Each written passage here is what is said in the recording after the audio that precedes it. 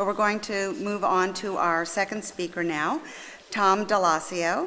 Tom is the president, CEO, and publisher of NextCity and directed the Center for Resilient Design at the College of Architecture and Design at the New Jersey Institute of Technology.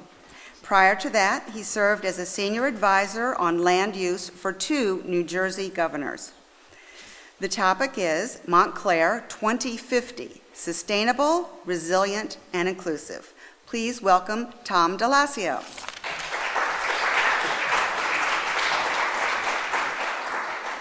Thank you very much, and thank you to the people of Montclair for having me. That was incredible.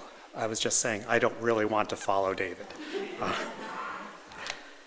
But he raises so many important questions that I hopefully will be incorporating in the conversation. And I am not from Montclair, although I've known of Montclair for a number of years. I was born and raised in Somerville, New Jersey, and so I know about Montclair, and you have a tremendous reputation and great opportunities. I am not here to tell you what you should do. What I would like to do is to get you to think about opportunities moving forward.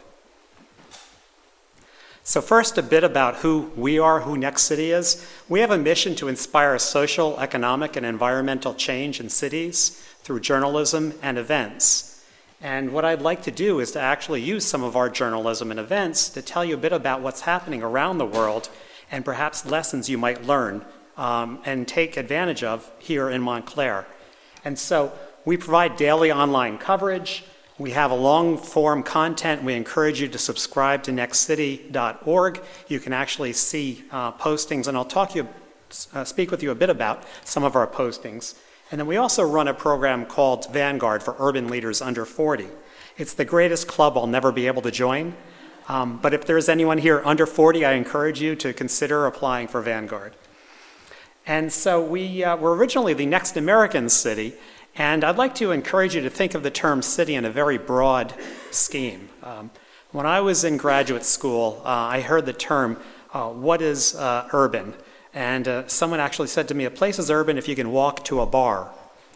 Well, being the son of a tavern owner, I could relate to that immediately and said, that works for me, even though I lived in a very small town. But that was important to me. Today we have over 2.5 million viewers as we go through, and we'd like to encourage you to be part of that. So I'd like to start the conversation with your homegrown favorite, my homegrown favorite, Yogi Berra, who said, the future ain't what it used to be.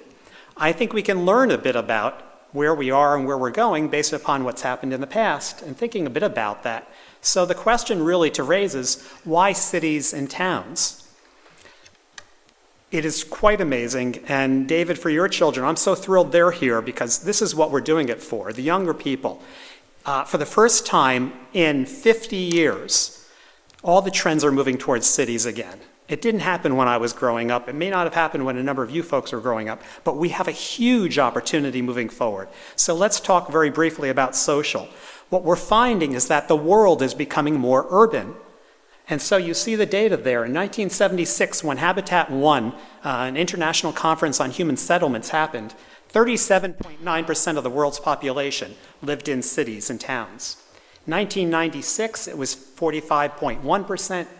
This year and this October, when we have our 3rd Habitat conference, 54.5%. A majority of the people in the world are living in cities and towns. And by 2050, 4 out of 5 people around the world will live in cities and towns. The Earth has never seen this kind of urbanization, and we have to figure out how to deal with it, but use it as an opportunity.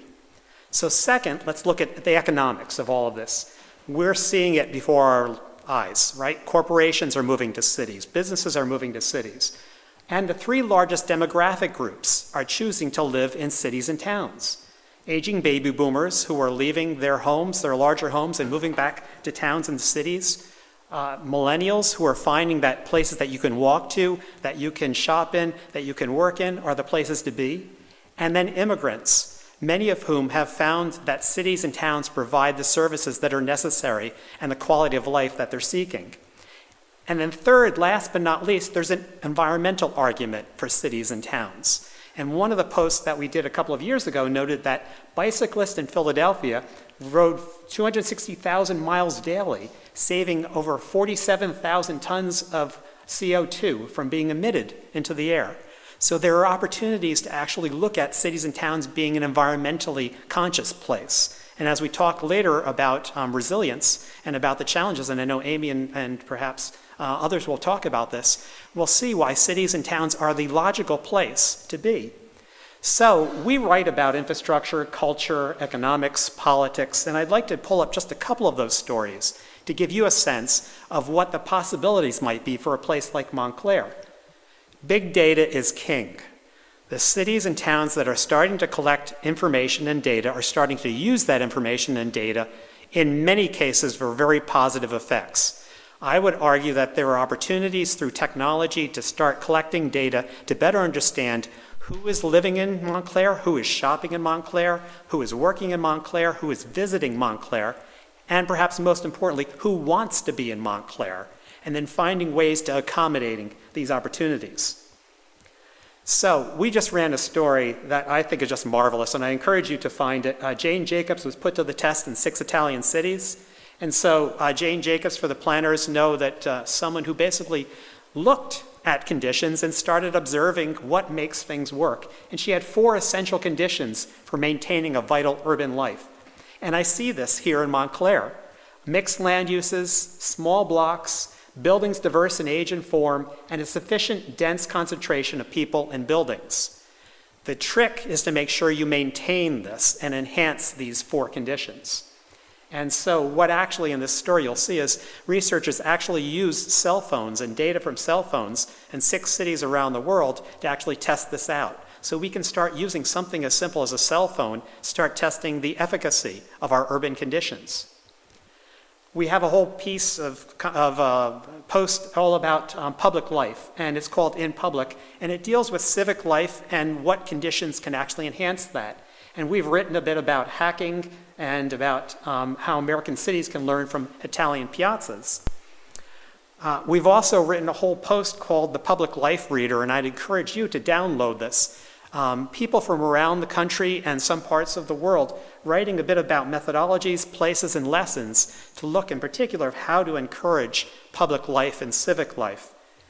And so you see there the quote, public spaces can become realms for inclusiveness and social integration, or anxious spheres that encourage distance and fear. And it's all about choices, folks, right? So the choice for you is, which of those do you want Montclair to be? And so how do you encourage public spaces that engage this type of conversation? And we've recently put up a post about renovations that are being planned for Los Angeles and a public park area there. How to create a comfortable and welcoming venue for human exchange, interaction, and shared experience. And Fred Kent from the Project for Public Spaces provides a number of ideas and suggestions that you perhaps may want to think a bit about. We also have a whole series of posts about infrastructure called The Works. And it's about infrastructure in a rapidly urbanizing world. And we've looked at everything from driverless buses, to the idea for metros and light rail, to looking in particular about water infrastructure. And this was a number of months before the most recent disaster in Houston. And so it's kind of tragic, but you can almost predict where we're going to have natural disasters in our cities because we have not accommodated the natural environment. We've not thought about how to harmonize urbanization and nature. I'd encourage you to think a bit about mobility and regional mobility in particular. How can we use opportunities for transportation to revitalize our cities and towns, to attract young professionals, how to bring quality transit, how to bring businesses to our town, and most importantly, to make it a place that we all want to be in. We have a whole series of posts about resilience, in particular looking about how cities and towns can anticipate what might be a natural or man-made disaster, and what can we do about that? Everything from looking at scenarios to ways that we can actually address climate change and finding opportunities for the future. And I will say parenthetically, Jerry, I'm more than happy to leave you with the presentation. Feel free to share that with folks, and you'll be able to download this and go on and find the different posts. So most recently, we've started thinking a bit about how do you protect historic sites from natural disasters? Sandy changed everything, right? For us, if you were down in the South, it was Katrina. There may be other disasters, but I'd like to think that a lot of good will come out of Sandy. And so we need to think in particular about what can cities and towns do to ensure our historic sites are protected if there is another natural disaster or even a man-made disaster. And Philadelphia is actually using federal money to document their historic sites and start anticipating how to protect them if a disaster hits. Most towns in New Jersey don't have those types of plans or programs, but I would argue that that's perhaps one of the most important things that you can do. And the whole aligning of plans, programs, policies, and investments so that everybody's in the same room thinking about all of this. It was folly to me after Sandy hit that our emergency management folks almost never talked to our planning board members. And yet, we're all trying to deal with the same situation. So, how can we ensure that cities and towns are affordable and equitable? And again, David's a tough act to follow, but I would encourage you to think a bit about community, justice, and economic development, finding ways to actually look at some of our existing systems, our business improvement districts. Are there ways to actually maximize opportunities for the homeless? Can we think a bit about ways to create equitable real estate investment? We've just posted a piece, and I'd encourage you to look at, in particular, how do you keep commercial space affordable? And in a place like Montclair, this is also a very vulnerable situation going through. Shopkeepers are now staring down at a new threat, skyrocketing commercial rents in cities across the country. So this map in particular shows commercial rent increases in selected metros for the past year, as of April 2016. I'd encourage you again to think a bit about this, and perhaps the Business Improvement District, the Chamber of Commerce, and others need to be at the table when we talk about equity and inclusion. We'd also like to think about bike equity and transportation equity as we're going through. And here's a quote: "If the U.S. can't foster equity on two wheels, what hope is there for much more entrenched issues like fair housing and income equality?" So it's another way to look at another lens to think a bit about some of these challenges that we face. We were very, very fortunate to have the Pope come and visit us in Philadelphia and in New York as you go through. He presented a most amazing document. If you haven't read Laudato Si, if you're a planner, I would argue it's the most important thing you should read this year. It is amazing. It's the Pope basically saying that planning matters, that urban places matter, and we all have a responsibility to our environment and to our towns and cities. And I find inspiration from that. I also found inspiration running through one of the airports in the last 6 months that says, megatrend, old downtowns are becoming new boom towns.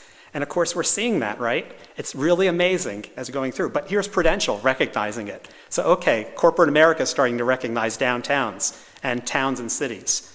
I think it's an important trend to watch. So how do we find inspiration in this, and how do we move inspiration on this? Well, a number of our posts start looking at things like cool companies want to live in all the cool cities. So it's actually becoming a name brand to live in a city or town that's cool.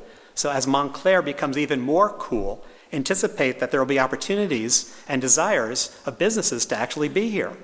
How about the issue of looking at casinos? Well, certainly not here for Montclair, but if North Jersey gets casinos, what effect would that have? And thinking a bit about what the challenges and opportunities might be there. How do you deal with the issues of taxpayer-financed public buildings and services? And then, if downtown is profitable, why are we paying developers to locate in places like downtowns? So looking in particular at what the opportunities and challenges, not in the mind view that some of us had of the 60s and 70s, where downtowns had urban renewal and challenges, or even in the 90s, where they started coming back, but in 2016, moving towards 2050, where we're actually going to be at one of the centers of the world for growth. What does that mean? So to conclude, NextCity is also very much involved in a process called Habitat 3. There will be an international conference in October in Quito, Ecuador, looking at human settlements. The executive director and secretary general of Habitat 3 is Dr. Jean Clos, the former mayor of Barcelona, who's a radiologist. He brings to the issue, the table, the whole question of what should cities look like, what should they act like, how should they function. And here is a radiologist who, while he was the mayor of Barcelona, instituted pneumatic tubes to get rid of waste. He's viewed it as a public health issue. So now he starts saying Habitat 3 should develop a new urban agenda. That's pretty intimidating, right? Start thinking about what does it mean to be a new urban agenda? Well, here's a radiologist who's a former mayor of Barcelona who started talking about the Charter of Athens.